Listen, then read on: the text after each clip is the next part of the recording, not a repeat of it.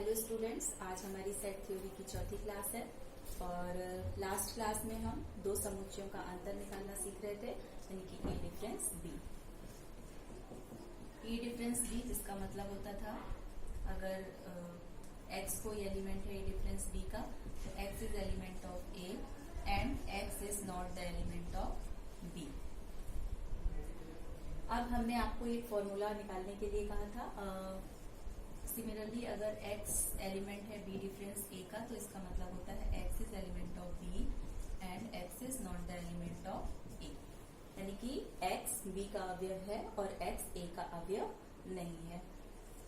अब ये देखिए कि अगर हम a डिफरेंस b निकाल रहे हैं तो उसमें कौन से अवयव आएंगे जो सिर्फ प्योरली a में हो b में ना हो, यानी कि जो a और b दोनों में कॉमन हो वो एलिमेंट a डिफरेंस b में नहीं आएंगे।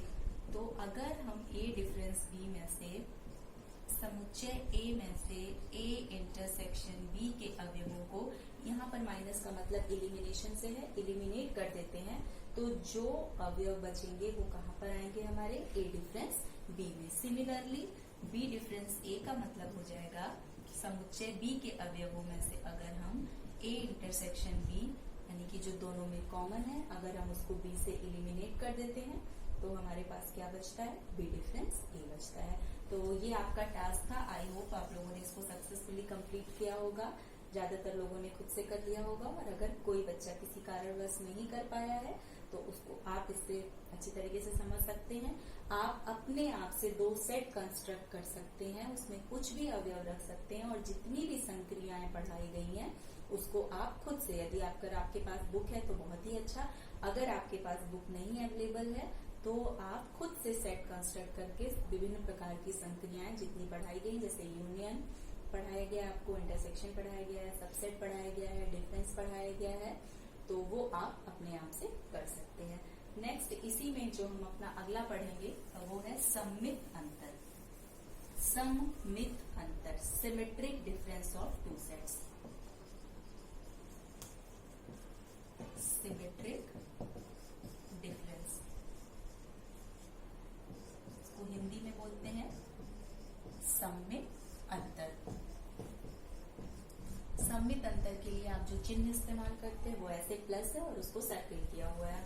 तो a सममित अंतर b का मतलब होता है a difference b union b difference a, यानी कि सबसे पहले हम a डिफरेंस b निकालेंगे और b डिफरेंस a निकालेंगे और फिर हम उनका यूनियन कर देंगे। तो क्या हम a सममित अंतर b के लिए भी पूर्व में ज्ञात संक्रियाओं के द्वारा, अदर देन डिफरेंस, क्योंकि डिफरेंस तो इस फॉर्मूले में है ही, डिफरेंस के अलावा हमने दो और संक्रियाएं पढ़ी हैं, एक यूनियन की और दूसरी इंटरसेक्शन की, तो क्या उन दोनों संक्रियाओं द्वारा हम कोई एक नया फॉर्मूला डेवलप कर सकते हैं?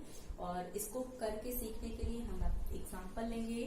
मान लीजिए सेट ए आप लेते हैं 1, 2, 3 और 4, और सेट बी है आपका 4, 5 और 6। तो आपका a डिफरेंस b हो जाएगा वो एलिमेंट जो सिर्फ a में हो लेकिन b में ना हो, तो 1, 2, 3। b डिफरेंस a आपका हो जाएगा वो एलिमेंट जो b में हो लेकिन a में ना हो, 5 और 6। अब जब आप a सममित अंतर b निकालेंगे तो क्या आएगा आपका 1, 2, 3, 5 और 6। फॉर्मूला डेवलप करने के लिए, चूंकि हमने सिर्फ दो संक्रियाएं पढ़ी हैं इसके पहले, अदर देन डिफरेंस, यूनियन और इंटरसेक्शन, तो सबसे पहले हम a और b का यूनियन कर लेते हैं। a और b का यूनियन करने पर हमारे पास क्या एलिमेंट आते हैं, 1, 2, 3, 4, और b में है 4, 5, 6, क्योंकि 4 ऑलरेडी a और b दोनों में है, तो a यूनियन b में सिर्फ एक बार आएगा, तो आपका हो गया 1, 2, 3, 4, 5 और 6। अब हम निकालेंगे a इंटरसेक्शन b, यानी कि वो एलिमेंट जो a और b दोनों में कॉमन हो। तो आप देख सकते हैं a और b दोनों में कौन सा एलिमेंट कॉमन है, सिर्फ 4 ऐसा एलिमेंट है जो दोनों में कॉमन है। अब आप a union b, a intersection b और a सममित अंतर b में एक रिलेशन एस्टेब्लिश करने की कोशिश करिए। देखिए इसमें क्या है, 1, 2, 3, 5, 6, ए यूनियन बी में क्या है 1 2 3 4 5 6, यानी कि एक एलिमेंट ज्यादा है, कंपेयर करने पे आप देखेंगे 4 ज्यादा है और 4 की वैल्यू किसके बराबर है, ए इंटरसेक्शन बी के बराबर है। तो ए डिफरेंस बी को हम लिख सकते हैं ए यूनियन बी में से अगर हम इलिमिनेट कर देते हैं ए इंटरसेक्शन बी को, तो ये एक फॉर्मूला आपका बन सकता है। तो वो किसके बराबर होगा, ए सममित अंतर बी के बराबर होगा। यानी कि ए सममित अंतर को हम A difference B union B difference A लिख सकते हैं, या उसके लिए जो हमने एक फॉर्मूला देखा ए यूनियन बी में से अगर हम ए इंटरसेक्शन बी के एलिमेंट्स को एलिमिनेट कर देते हैं तब भी हमको क्या प्राप्त होता है, ए सममित अंतर बी। तो आई होप आप लोग इसे समझ गए होंगे। नेक्स्ट जो हमें पढ़ना है वो है कॉम्प्लीमेंट।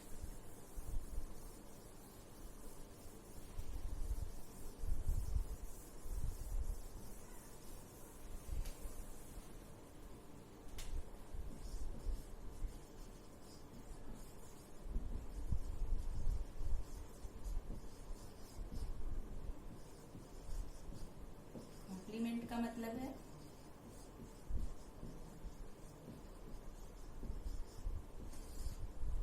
पूरक समुच्चय। हम ऐसा मान के चलते हैं कि जैसे सपोज दैट आप जीजीआईसी में पढ़ते हैं, किसी क्लास में पढ़ते हैं, आप क्लास 11 के स्टूडेंट हैं, क्लास 11 आपका कहाँ पर है, जीजीआईसी में पढ़ते हैं आप, जीजीआईसी आपका कहाँ पर है, प्रयागराज में स्थित है। प्रयागराज आपका कहाँ है, उत्तर प्रदेश। उत्तर प्रदेश कहाँ पर है, भारत। भारत कहाँ पर स्थित है, एशिया। एशिया कहाँ पर स्थित है, अर्थ। और हमारी जो अर्थ है वो कहाँ पर है, वो एक स्पेस का पार्ट है, तो ब्रह्मांड का हिस्सा है। तो मतलब अंत में जाकर के सभी जो एलिमेंट्स होते हैं वो एक ही सेट से बिलोंग करते हैं, उस सेट को हम यूनिवर्सल सेट कहते हैं। तो नंबर्स के सिस्टम में सपोज दैट अगर आप कोई ऐसा ऑपरेशन कर रहे हैं जिसमें सिर्फ नेचुरल नंबर यूज हो रहा है, तो उसके कॉन्टेक्स्ट में जो यूनिवर्सल सेट होगा वो आपका नेचुरल नंबर का काम करेगा। यदि आप ऐसा कोई काम कर रहे हैं जिसमें आप नेगेटिव पॉजिटिव दोनों पूर्णांक इस्तेमाल कर रहे हैं, तो उस केस में आपका जो यूनिवर्सल सेट हो जाएगा वो इंटीजर्स हो जाएगा। उसी तरीके से आपकी जरूरत के हिसाब से आपका जो यूनिवर्सल सेट होता है उसकी वैल्यू बदलती रहती है।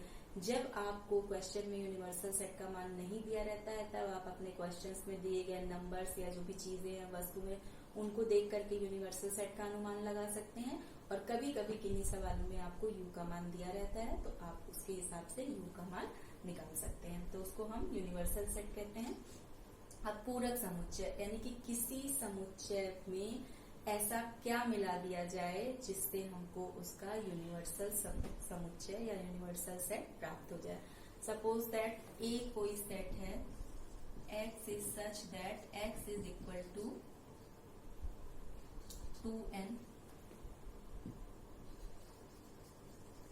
where n is equal to 1 2 3 so on and n belongs to capital N। तो इसमें आपको क्या मिलेगा, हम कोई भी संख्या लें और उसमें 2 से मल्टीप्लाई कर दें, किसी भी संख्या में 2 से गुणा करने पर जो हमें संख्या प्राप्त होती है वो सम संख्या होती है। तो ए का पूरक समुच्चय, कॉम्प्लीमेंट को दिखाने के लिए या तो आप ए बार लिखते हैं या फिर ए के ऊपर इस तरीके से डैश लगाते हैं, दोनों ही कॉम्प्लीमेंट का चिन्ह है पूरक समुच्चय का।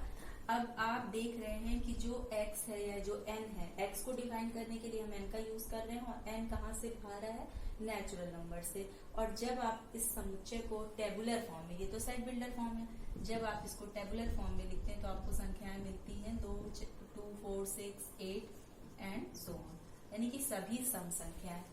और हमारा नेचुरल नंबर जो होता है वो सभी सम संख्याओं और विषम संख्याओं को मिला के बनता है। लेकिन समुच्चय ए क्या है कि सिर्फ सम संख्याओं को प्रदर्शित कर रहा है, तो यानी कि सम संख्याओं में हम ऐसा क्या मिला दें कि ये कहाँ से आ रहा है, नेचुरल नंबर से, तो हमको पूरा नेचुरल नंबर प्राप्त हो जाए। तो ए कॉम्प्लीमेंट में कौन से अवयव आ जाएंगे, x is such that x is equal to 2n plus 1। 2n, n में तो किसी भी संख्या चाहे सम संख्या हो या विषम संख्या हो, अगर हम 2 से गुणा करते हैं तो वो सम संख्या में परिवर्तित हो जाती है। और दो क्रमागत सम संख्याओं के बीच में 1 का डिफरेंस होता है, यानी कि 2 विषम संख्याओं के बीच में हमेशा एक सम संख्या और 2 सम संख्याओं के बीच में हमेशा ही एक विषम संख्या होती है। तो यानी कि 2n प्लस 1। तो ए कॉम्प्लीमेंट में कौन से एलिमेंट आ जाएंगे, एक्स इस तरीके से where n is equal to 1 2 3 so on, यानी कि n is a natural number. तो अब इसमें क्या हो जाएगा, जब हम इसको टेबुलर फॉर्म में या रोस्टर फॉर्म में कन्वर्ट करेंगे तो 1 3 5 7, और आप 0 भी ले सकते हैं,